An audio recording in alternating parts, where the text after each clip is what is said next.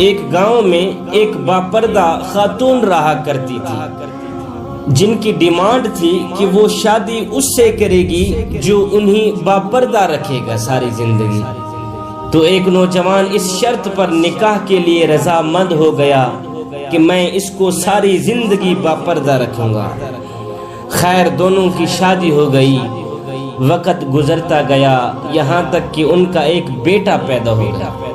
ایک دن شوہر کہنے لگا، میاں میں سارا دن کھیتوں میں کام کرتا ہوں، کھانے کے لیے مجھے گھر آنا پڑتا ہے، جس سے وقت ضائع ہوتا ہے، لہٰذا تم مجھے کھانا کھیتوں میں ہی پہنچا دیا کرو۔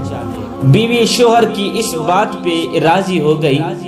وقت گزرتے گزرتے ایک اور بیٹا بھی اللہ پاک نے عطا کر دیا، جس پر شوہر نے کہا اب گزارا مشکل ہے، تم ہی میرے ساتھ کھیتوں میں ہاتھ بٹانا پڑے گا۔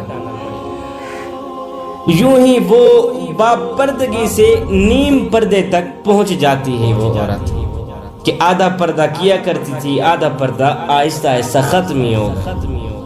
اور تیسرے بیٹے کی پیدائش پر اس کا شوہر اسے مکمل بے پردگی تک لے آیا۔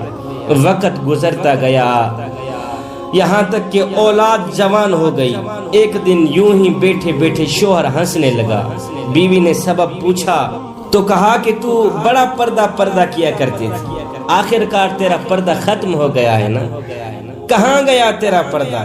کیا فرق پڑا پردے اور بے پردگی میں؟ زندگی تو اب بھی اسی طرح گزر رہی ہے۔ بیوی بولتی ہے کہ شوہر میاں او میرے سرتاج، تم ساتھ والے کمرے میں چھپ جاؤ، پھر میں تمہیں بتاتی ہوں کہ پردے اور بے پردگی میں فرق کیا ہوتا ہے۔ شوہر کمرے میں چھپ گیا۔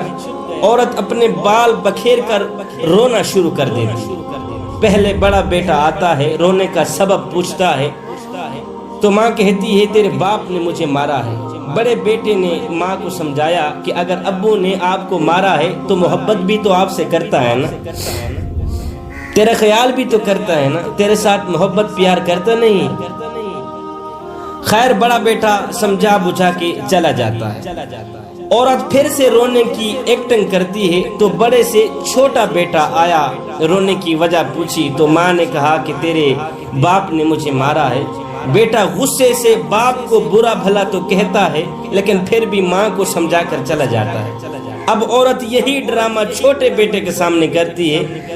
چھوٹا بیٹا تو آگ بگولا ہو جاتا ہے، زور زور سے گالیاں بکتے ہوئے ڈنڈا اٹھا لیتا ہے، کہتا ہے ابھی باپ کی خبر لیتا ہوں، کون ہے میری ماں کو مارنے والا۔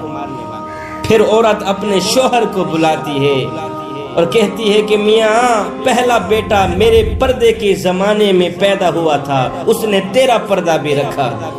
دوسرا نیم پردے میں پیدا ہوا تھا، اس نے بھی تیری آدھی لاج رکھ لی، جبکہ تیسرا بیٹا مکمل بے پردگی کے زمانے میں پیدا ہوا تھا، وہ تو مکمل طور پر تیری عزت کا پردہ اتارنے چلا گیا۔ اس لیے بزرگ فرماتے ہیں پردہ عورت کا فطری تقاضا ہے، پردہ عورت کا فطری تقاضا